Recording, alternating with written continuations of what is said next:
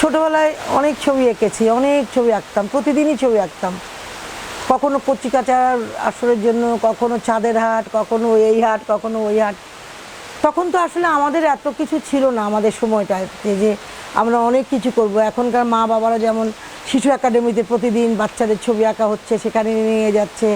এইখানে জয়নুল উৎসব হচ্ছে, নিয়ে যাচ্ছে। কামরুল ইহসানের জন্মবার্ষিকী হচ্ছে, এস এম সুলতানের অনুষ্ঠান হচ্ছে, নানা কিছু হচ্ছে। এগুলোতে বাবা মারা নিয়ে যেত।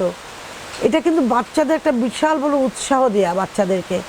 কিন্তু আমাদের বাচ্চার জীবনটা কিন্তু এরকম ছিল না। আমাদেরটা কিন্তু সেই হিসাবে যদি চিন্তা করি, সেটা যদি এখনকার বাচ্চাদের সাথে যদি তুলনা করি, যে ছবি আঁকার বিষয়টা তারা যে সুবিধাটা পেয়েছে, আমরা কিন্তু সেটা থেকে বঞ্চিত। আমরা কিন্তু আজকে যা কিছু হয়েছে সবাই কিন্তু নিজেদের ইচ্ছায়, নিজেদের প্রবল ভালোবাসা থেকে আজকে শিল্পী। কারণ আমাদের সময়কার কোনো বাবা মাই কিন্তু চাইতো না যে আমি শিল্পী হই। কারণ তাদের বদ্ধমূল ধারণা ছিল শিল্পী হয়ে কী হবে, ভাত খাবে কি, ও তো পাগল ছাগল, কাজ করবে কি, ছবি আঁকলে কি ভাত পেটে ভাত হবে, হবে না। বিশেষ করে মেয়েরা তো যেমন তেমন, ছেলের তো নাই।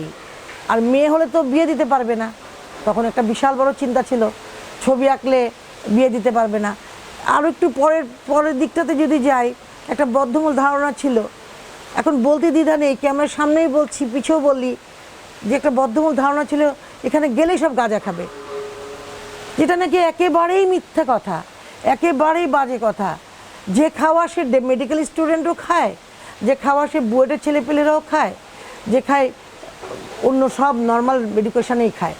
কিন্তু যত দোষ নন্দ ঘোষ।